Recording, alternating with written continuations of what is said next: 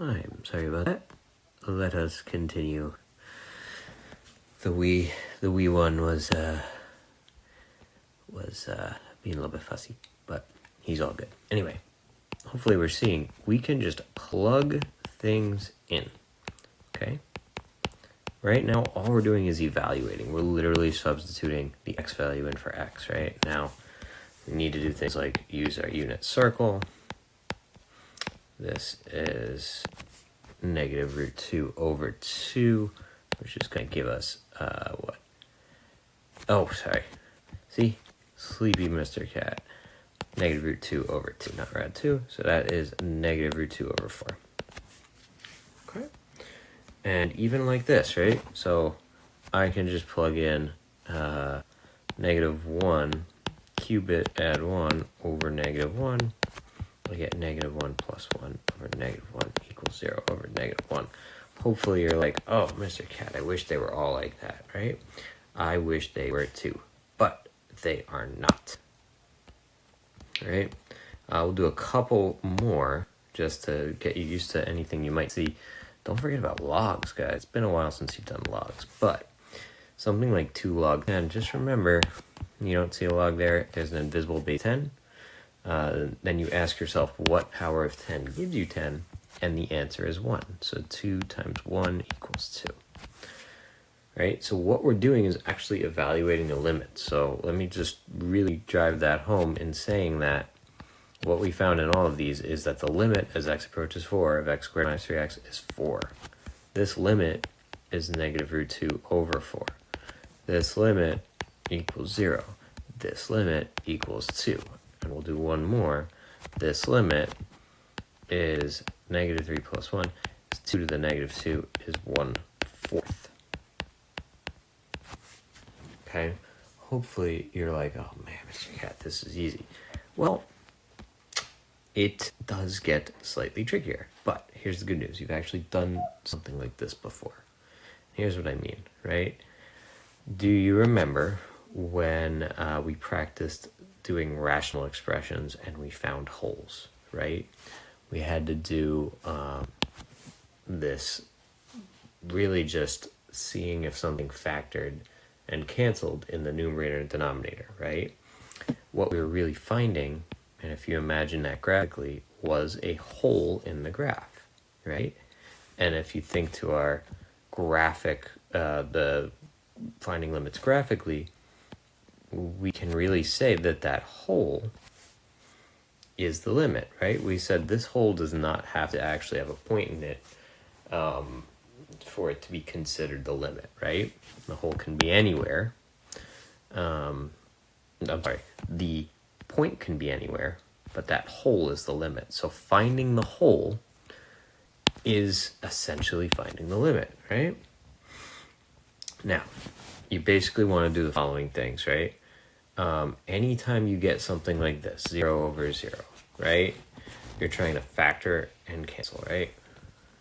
Factor numerator and denominator. Cancel the common factor, right?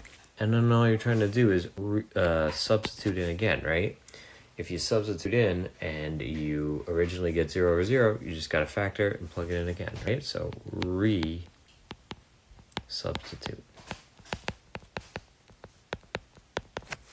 right? To find hole.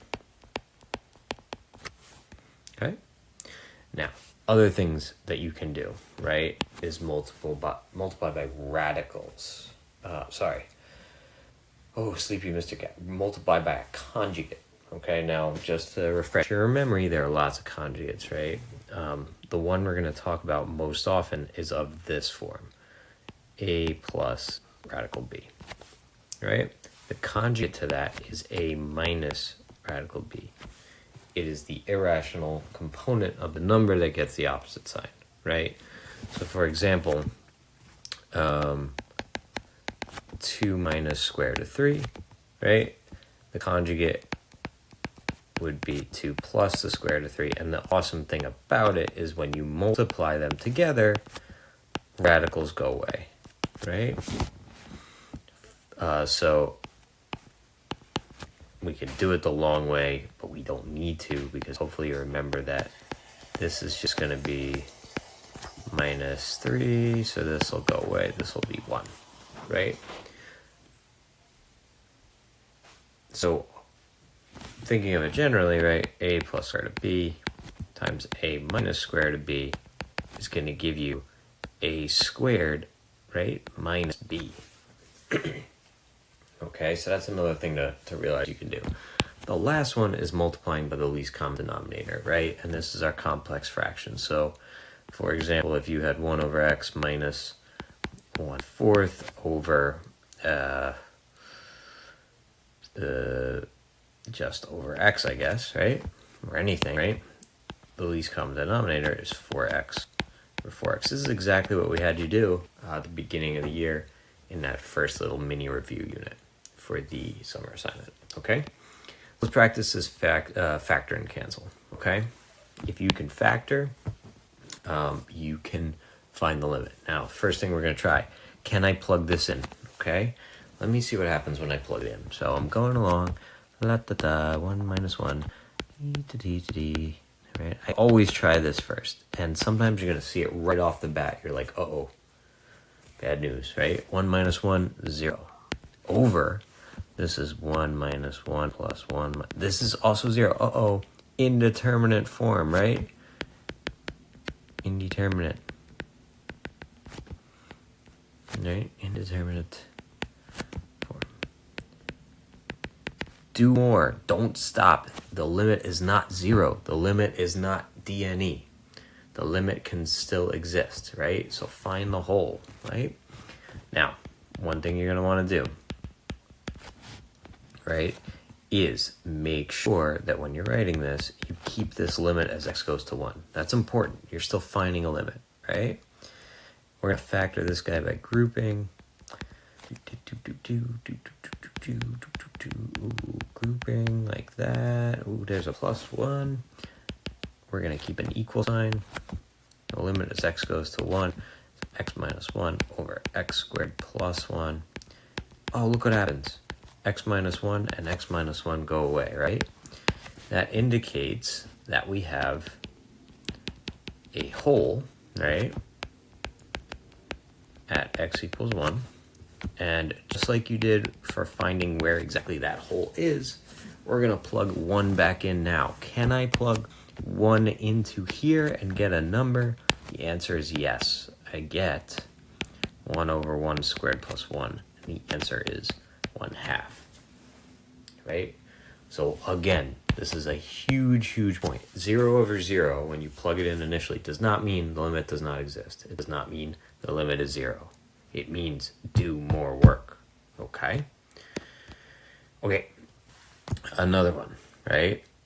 Again, you might start to see the pattern here, but do not just assume that you're going to have to factor every time. This one is deceptive, right? You're like, oh, I'm just going to plug in -2. I'm probably going to get 0 over 0. No, you're not. No, you are not. The bottom, I already see, is -4, right? So that may have fooled you for a second, but I directly plugged it in. I don't have to write the limit anymore because I did a direct substitution. The top is actually what? 12 minus 8. Actually, the top is 4. The bottom is -4. This was a direct substitution. So this one is in there to show you that, you know, don't get factor happy, right? Don't get just, I'm going to factor everything and it's always going to be 0 over 0. No. Make sure you verify that you actually do get 0 over 0 first. Okay? Definitely try 12 and 14 like this. You want to do the steps, go through 11 is a really good guide for those. I think you should be fine. Let's do one more. This is a great example because there's a slight trick in here that you got to make sure you don't fall for. Okay, because I try to plug in 9 here and I see what happens. I get off to the side, I'm going to do, what is this, 9 minus 9. Uh-oh, that's a 0. And then 9 squared minus 81. Uh-oh, that's 0 over 0. I'm like, no, indeterminate form. I got to do more, right? I've got to do more. So I'm going to take the limit as x approaches 9 of, I like to rewrite this, right, as negative x minus 9, right? And if you need to verify that, just distribute this negative, and you'll see that it's negative x plus 9, the same thing. But if I do that, I get that, right? And now I have x minus 9. Now I have that going away, and the limit as x goes to 9 is just negative 1 over x plus 9. And now, oops, no equal sign there, sorry. Equal sign over here, sleepy Mr. Cat. I'm going to plug in 9 here. Negative 1 over 9 plus 9 equals negative 1 over 18. And that's my limit. Okay. 16, remember your difference of cubes. Okay, about that. And let's go to this. Okay, now I do see that in this one, I know I'm going to get 0 in the denominator, right? I do a quick off to the side. Negative 4 squared plus 7 times negative 4 minus 4 over negative 4 plus 4. Uh-oh. Get 0 in the bottom for sure. And then I get, what, 32 minus 28 minus 4. Oh, is 0. Oh, no. Do more. Whole at x equals negative 4. All right, so I got to do some more. All right, I'm going to take the limit as x goes to negative 4. Now, this is AC method, guess and check. I love guess and check. I think you should do guess and check. I think you should get good at it. Hopefully you have by now, right? There should be a plus 4 here and a minus 1. One quick thing you should think about is you want something to cancel. So x plus 4 really should be a factor in the numerator, because that's the only factor in the denominator, and it is. We lucked out. So that goes away. Limit as x goes to negative 4 of, now we're just left with 2x minus 1, right? So that's 2 times negative 4. Ooh, look at that. That's a nice integer, negative 9, right? All right, hopefully we're getting the hang of this. A couple more for you to try. Again, it's just, can you find the hole, right? Can you plug in at the end and get your number? All right. Now, let's talk rationalizing, okay? Rationalizing. This is where things get a little more algebra to do, okay? But again, just try to plug it in first. Don't overthink it. Plug it in and ask yourself what you're getting, right? 5 minus 1 minus 2 over 1 minus 1. Square root of 4 minus 2 over 0. Ooh, 2 minus, oh, that's definitely 0 over 0. Indeterminate form, right? Again, whole at x equals 1. Wow. All right, so here's the step that I must do. I must multiply by the conjugate. Now, the conjugate here, I look at the radical, right? And I need the conjugate of that radical. It can be in the numerator, can be in the denominator. Wherever it is, you're going to want to multiply by the conjugate, right?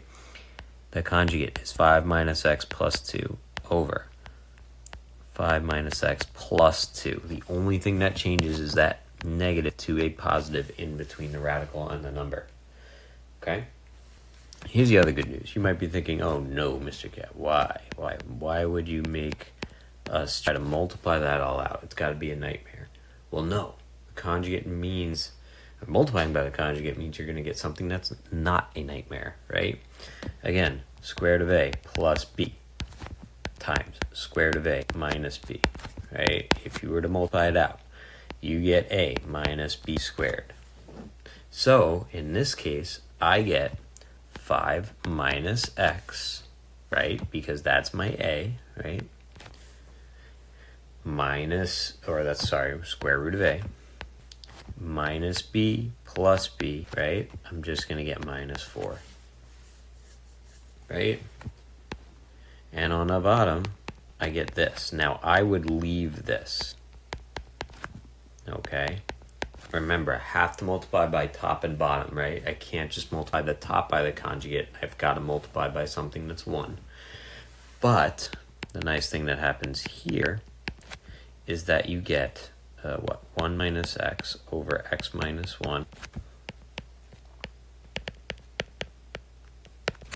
right? And what we learned from the previous example here was that the 1 minus x and the x minus 1, well, if I change that to negative x minus 1,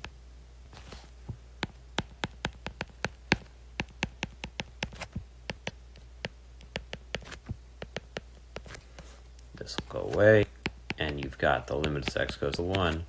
There's a negative 1 over 5 minus x plus 2. Limit as x goes to 1. Oop, well, now we're going to just plug it in directly, right? Negative 1 over square root of 4 plus 2 equals negative 1 over 2 plus 2 equals negative 1/4. Oof. That was a lot, but we did it, right? Okay. All right, we're getting there, okay? So these are, you can tell, these are a little bit more algebraic work. Try the other ones. Again, we'll have time to go over this. We'll have time to answer questions and all that. It's a lot of little algebra, but you guys can do it. Let's try this real quick. Negative 3 plus 7. Uh-oh. I see an x plus 3 on the bottom. I tried to plug in negative 3. I really tried. I wish it worked, but we're going to see it clearly doesn't, right? Got to do more. Whole at negative 3. Okay, so let's do square root of x plus 7 plus 2, right? All I'm going to do is change this negative to a positive, right? So as x goes to negative 3 of x plus 7 minus 4 and x plus 3 square root of x plus 7 plus 2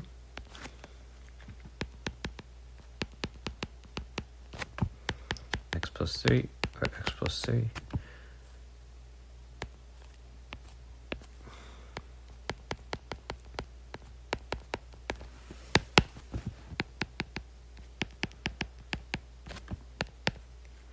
right? And hopefully you're like seeing this pattern of something is going to cancel or factor to 1, or sorry, divide to 1 after you do this stuff. So now when I plug it in, I should get something nice. Negative 3 plus 7 plus 2.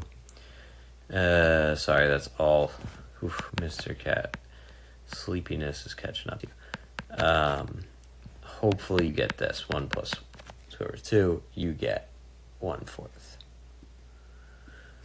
All right. And let's write equals all the way down. Whew. All right, moving right along. Okay, last type. This is multiplying by the LCD. Again, you've done this before, right? You test it out. You try your 3. Oh no, right off the bat, 1/3 minus 1/3, 3 minus 3. This is definitely 0 over 0. There's a hole at x equals 3. Oh no. But you guys know what to do.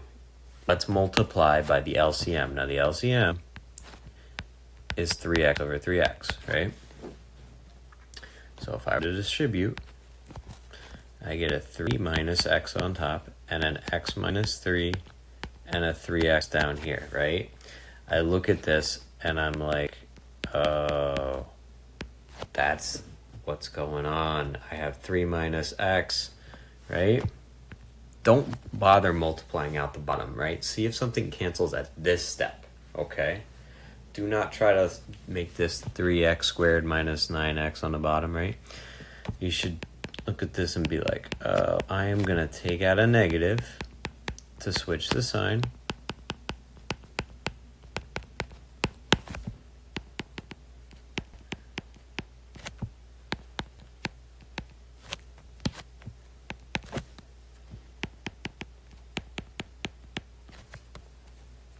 Oops. Well, now we can just plug it in directly, right? So I get negative 1 over 3 times 3 equals negative 1/9. Okay, so again, it's just simplifying it to the point where I can plug it in and not get 0 over 0 in this case, right? So once I can really, this is the key step of being able to cancel something out. If you're able to do that and you can plug it in, you're going to find your limit, okay? One more. Thanks for bearing with me. I know I am making some tiny little mistakes, but I appreciate you sticking it out here. All right. So I look at this and I'm like, ooh, I think this is going to be bad news again because I have the -3 on the bottom. Right, I'm going to get 0 on the bottom for sure. Let me just verify on the top, right? -3 plus 4 plus 3. I am going to get -3 over 1 plus 3. I am going to be getting 0. So there's another hole at x equals -3, okay? All right, so I'm going to take this, multiply by x plus 4 over x plus 4, right? That's the only denominator. So I get limit as x goes to -3, x plus 3, x plus 4 over x plus 3 over x plus 4. Now, hopefully we see that happening, right? The x plus 4 in this cancels out, and the 3 times x plus 4 is left over there. And you get x plus 3, x plus 4 over x plus 3 and x plus 4. No, I think I did something wrong. Yes, I did. What did I do wrong? Oh, Mr. Cat. Oh, I didn't distribute right. I'm so sorry, guys. I'm sorry. -3. All right, so now I've got 4x plus 12 over x plus 3, x plus 4.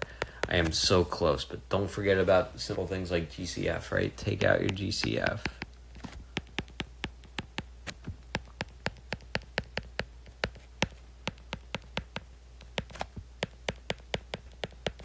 I see that x plus 3 and x plus 3 cancel, and now I can do it. I can just plug in, I can just plug in the -3 into the bottom, -3 plus 4, and I get 4 over 1. I get 4. We did it, guys. All right. So hopefully you're feeling like, okay, these last two are a lot of work, but it really comes down to skills that you developed in Algebra 2, in pre-calc, and you're now just applying them to limits, okay? I will leave you a copy of these notes on the side. Your job is to do all the evens, okay? Hopefully you feel that's attainable. Do your best with it. I'll answer any questions when we get back, and we'll sort this all out. All right? Thanks for bearing with me. See you guys soon. I miss you all. Bye.